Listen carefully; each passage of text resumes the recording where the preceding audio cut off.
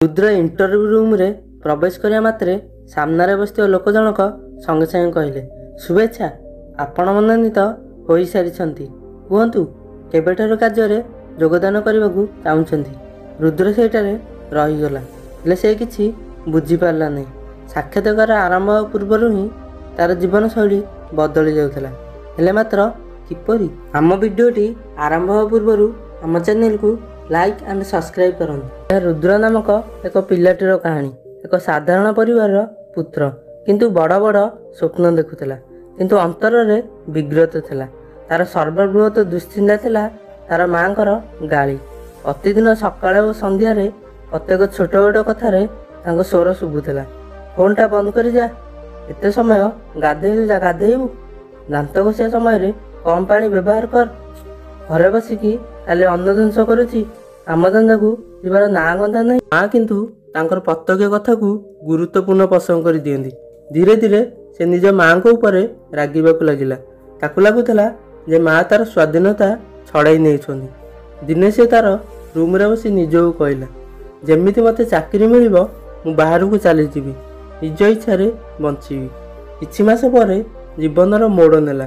गोटे अंतर्जातीय कंपानी रु इंटरव्यू पई कॉल आसिला। यह थिला सेही सुजोग जाकु से खोजुतेला।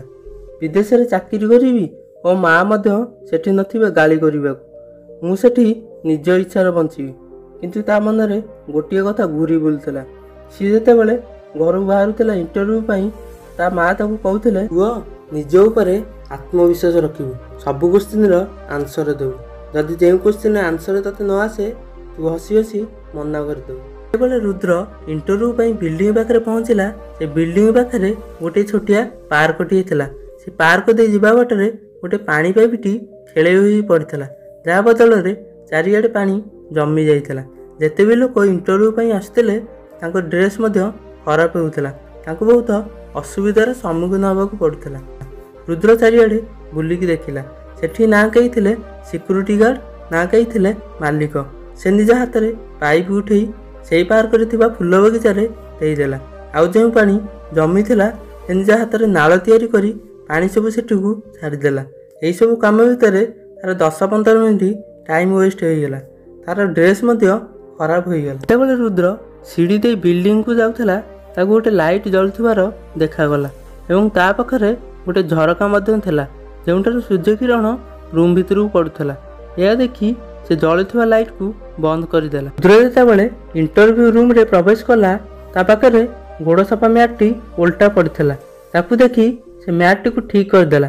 वेटिंग रूम रे अपेक्षा करतेला तार इंटरव्यू पई। जेतेबेले रुद्र को इंटरव्यू पई डका गला, सेठी जा सब सुनला ताकू सुनी से आश्चर्य हो गला। सामने रे बसिथिबा सार कहले, कांग्रेचुलेशन, तमे केबेठू जॉब रे जॉइन हेबाकू चाहूछ? रुद्र तापरे आश्चर्य हो गला, तमे तो सार मते गोटे क्वेश्चन पचारन, तमे केमिति मते सुजोग देई पारलो?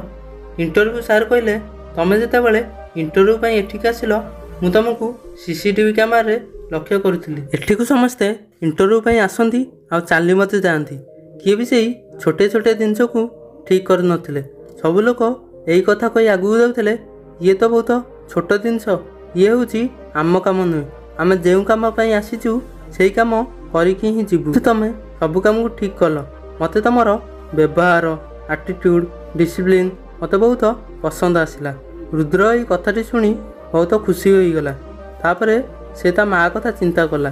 गोटे दिन माँ मते छोट छोट कथा को लेकिन चिड़ुला, किंतु माँ पाई मते आज बहुत बड़ कंपानी रे जॉब मिलीगला।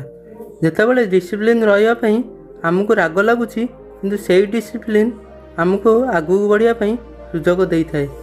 यही कहानी आमको यही शिक्षा मिलला, जीवन में समस्ते सक्सेस चाहती, किंतु बहुत कम लोग डिसिप्लिन ना।